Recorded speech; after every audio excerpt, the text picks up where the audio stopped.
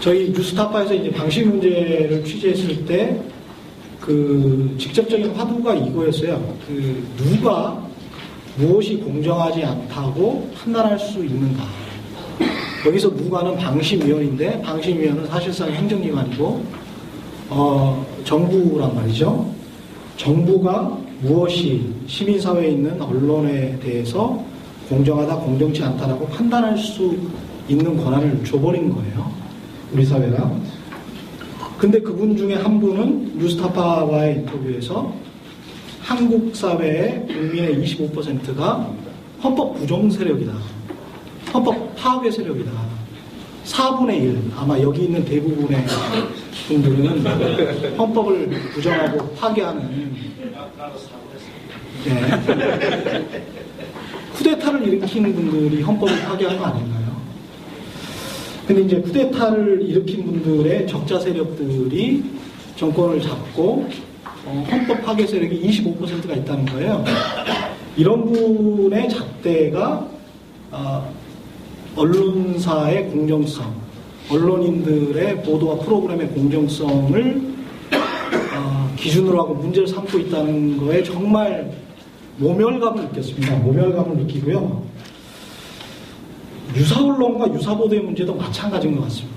누가 누구에게 유사언론이라고 이야기할 수 있는가, 무엇이 유사보도라고 이야기할 수 있는가를 정부가 이야기를 합니다. 그리고 정부를 이제까지 만들어왔던 관영방송과 종합편성채널, 종편과 극우 신문들, 보수 신문들이라고는 생각하지 않고요. 우익신문 또는 우신문, 이런 분들이 이제 이야기를 하는 거죠. 유사 언론을 그들이 어떻게 정의를 할 수가 있습니까? 정의할 수가 없죠. 그들이 유사 언론입니다.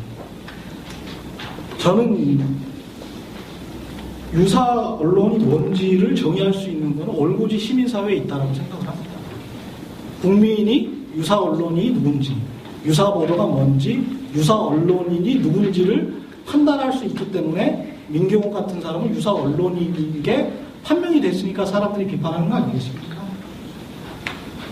뉴스타파 같은 이런 조그마한 매체에 사람들이 1년 만에 3만 명 이상이 후원을 하고 회원이 되는 이유도 저 사람은 진짜 언론인 같다, 진짜 언론 같다라고 해서 후원을 해주는 거 아니겠습니까? 결국은 시민사회에서 판단할 영역이고, 그게 어떻게 보면 이 지금 현재의 체제, 자본주의 체제, 자유민주주의 체제의 가장 합당한 기준점이라고 생각을 하는 거. 돈의 자유만을 우리가 이야기를 합니다. 자본의 자유를 이야기를 합니다. 자본이 공정하게 경쟁을 해서 자유롭게 경쟁하는 사회가 자본주의라고 이야기를 하고 자유민주주의라고 이야기를 합니다. 자유민주주의에서 공정하게 경쟁해야 될 게 무엇일까요? 말입니다. 말. 표현입니다. 이념입니다. 사상입니다. 가치관입니다. 이념과 사상과 가치관이 다양하게 있어서 그걸 시청자와 독자가 선택을 하면 돼요. 저게 올바른 정보구나. 저런 정보가 있었네. 그러면 그 장을 열어주는 역할을 정부가 해야 되는 겁니다. 돈의 자유를 규제하기 위해서 공정위원회가 있는 것이죠. 그렇지 않습니까? 돈의 자유에 대해서 적절히 너무 독과점적으로 돼 있으니까 공정거래위원회에서 이건 너무 독과점이다, 이렇게 되면 공정경쟁이 되지 않는다, 제대로 경쟁하라. 지금 현재 말의 자유는 어떤 상황입니까? 95대 5나 99대 1 정도의 상황 아니겠습니까? 그러면 제대로 시민들이 판단할 수 있게 스피커의 목소리를 이쪽 진영이 너무, 또는 제대로 이야기할 수 있는 사람들이 너무 부족하다, 진흥할 수는 있어요. 북유럽에서도 그랬고 심지어는 미국에서도 그랬습니다. 진흥할 수는 있는 거예요. 언론을, 말을 가로막거나 탄압할 수는 없습니다. 자본에 대해서는 그렇게 관대하고 돈에 대해서는 그렇게 관대한 분들이 어떻게 자유민주주의의 근간이라고 하는 말과 표현에 대해서는 전혀 자본주의적인 생각, 시장주의적인 생각을 갖지 않고 규제만 하려고 하는지, 6대 3이 옳은지 5대 4가 옳은지 저는 모르겠습니다.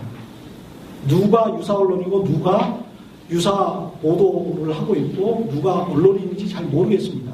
판단은 시청자의 몫입니다. 그리고 판단할 수 있는 여건은 사회가 만들어줘야 돼요. 저는 그런 의미에서 시민사회가 자꾸 수세적으로 종편 보지 마세요, 뭔만 하지 마세요 라는 것보다는 여러분의 목소리를 대변할 스피커를 만드십시오. 만드는 데 동참해 주십시오. 채널을 만들고 스피커를 만들고 그 목소리에 확성기를 대서 그게 진실된다고 사람들이 느낀다면 선택을 할 겁니다. 그게 민주주의라고 생각을 하고요. 그래서 장기적으로는 시민사회 공영방송이 꼭 필요하다. 진짜 관영방송의 DNA를 가지고 있는 KBS와 같은 안에서 볼 때하고 밖에서 볼 때하고 다르는데요. 제가 안에 있었을 때는 어떻게든 거기에서 개혁을 하려고 했지만 저는 개혁이 안 된다라고 생각해서 밖으로 나온 사람이기 때문에 지금 이런 이야기를 하는지도 모르겠습니다만 만들어야 됩니다. 왜냐하면 그 사람 내기를 제대로 된 물고기를 잡기 위해서는 내기를 풀어놓잖아요. 경쟁을 시켜야 돼요. 경쟁시키지 않으면요, 정권 바뀌면 또 마찬가지예요. 어떤 정권이 들어와도 저는 마찬가지라고 봅니다. 계속 악순환만 되풀이되고 기자가 기회주의자의 줄임말이라는 아주 황당한 용어까지 나오는데 저널리즘을 욕만 하게 되고 진짜 저널리즘을 바로 세우는 어떤 계기는 못 만드는 것 같아요. 그래서 계속 비판만 하게 되고 서로 욕만 하고 삿대질만 하고 아프기만 하고 결국 한 발도 진전하지 못하는 그런 상황이 계속 수십 년 동안 반복되는 것 같은데 그걸 좀 단절했으면 좋겠다. 그런 차원에서는 이런 어떤 계제가 있어야 되는데 여러 스피커가 많이 만들어져야 되겠다.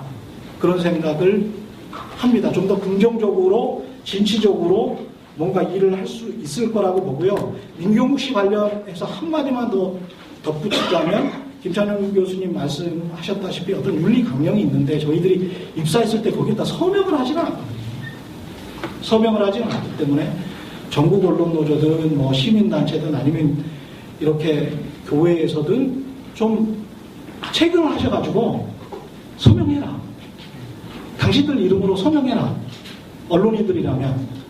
그리고 밖에 보여라. 공개해라. 약속을 지켜라. 그러면 최소한 서명한 사람들은 사람들이 믿을 수 있을 것 같아요.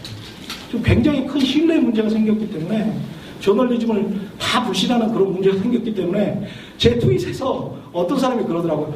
너도 상황 바뀌면 다를걸? 뭐 이런 이야기를 하거든요. 제가 먼저 서명을 할게요. 그러니까 그런 좀 긍정적으로 좀 바뀌고 이렇게 변화를 일으키는 작은 행동들이라도 좀 모여야 뭔가가 변화되지 않을까 그렇게 생각합니다. 고맙습니다. 오로지 저는 모르겠습니다. 누가 유사 언론이고 누가 유사 보도를 하고 있고 누가 언론인인지 잘 모르겠습니다. 판단은 시청자의 몫입니다.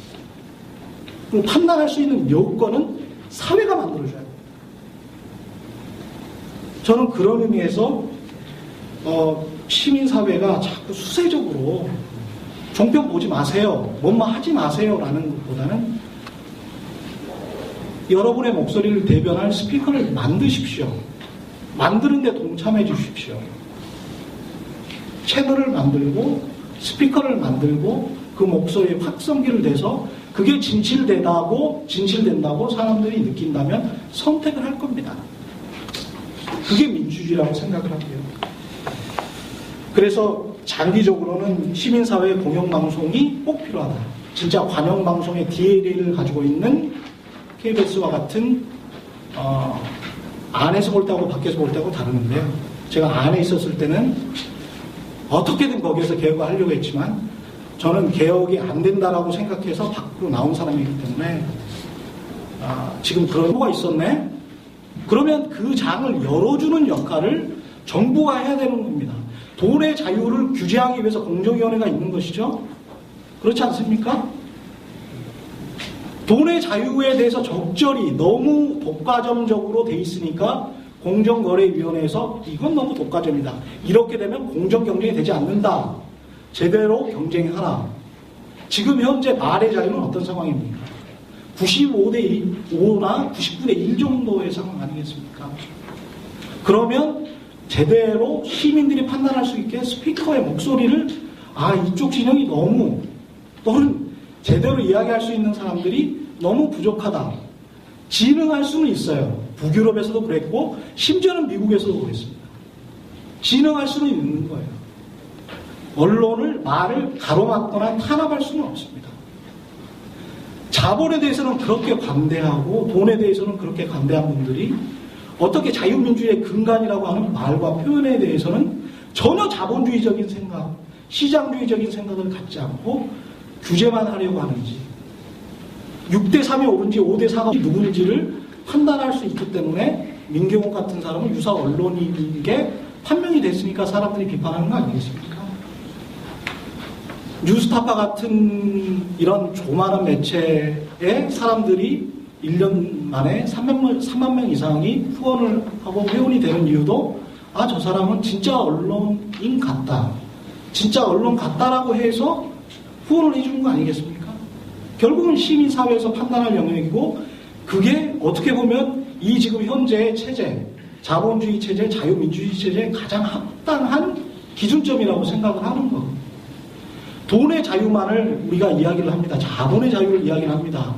자본이 공정하게 경쟁을 해서 자유롭게 경쟁하는 사회가 자본주의라고 이야기를 하고 자유민주주의라고 이야기를 합니다. 자유민주주의에서 공정하게 경쟁해야 될 게 무엇일까요? 말입니다. 말. 표현입니다. 이념입니다. 사상입니다. 가치관입니다. 이념과 사상과 가치관이 다양하게 있어서 그걸 시청자와 독자가 선택을 하면 돼요. 저게 올바른 정보구나. 저런 정보. 저희 뉴스타파에서 이제 방식 문제를 취재했을 때 직접적인 화두가 이거였어요. 누가 무엇이 공정하지 않다고 판단할 수 있는가. 여기서 누가는 방심위원인데 방심위원은 사실상 행정기관이고 정부란 말이죠. 정부가 무엇이 시민사회에 있는 언론에 대해서 공정하다, 공정치 않다라고 판단할 수 있는 권한을 줘버린 거예요. 우리 사회가. 근데 그분 중에 한 분은 뉴스타파와의 인터뷰에서 한국 사회의 국민의 25%가 헌법 부정 세력이다. 헌법 파괴 세력이다. 4분의 1. 아마 여기 있는 대부분의 분들은 헌법을 부정하고 파괴하는 쿠데타를 일으킨 분들이 헌법을 파괴한 거 아닌가요? 근데 이제 쿠데타를 일으킨 분들의 적자 세력들이 정권을 잡고 헌법 파괴 세력이 25%가 있다는 거예요. 이런 분의 잣대가 언론사의 공정성, 언론인들의 보도와 프로그램의 공정성을 기준으로 하고 문제를 삼고 있다는 거에 정말 모멸감을 느꼈습니다. 모멸감을 느끼고요. 유사 언론과 유사 보도의 문제도 마찬가지인 것 같습니다. 누가 누구에게 유사 언론이라고 이야기할 수 있는가, 무엇이 유사 보도라고 이야기할 수 있는가를 정부가 이야기를 합니다. 그리고 정부를 이제까지 만들어왔던 관영방송과 종합편성 채널, 종편과 극우 신문들, 보수 신문들이라고는 생각하지 않고요. 우익신문 또는 우신문, 이런 분들이 이제 이야기를 하는 거죠. 유사 언론을 그들이 어떻게 정의를 할 수가 있습니까? 정의할 수가 없죠. 그들이 유사 언론입니다. 저는 유사 언론이 뭔지를 정의할 수 있는 것은 올고지 시민사회에 있다고 생각을 합니다. 국민이 유사 언론이 누군지, 유사 보도가 뭔지, 유사 언론인이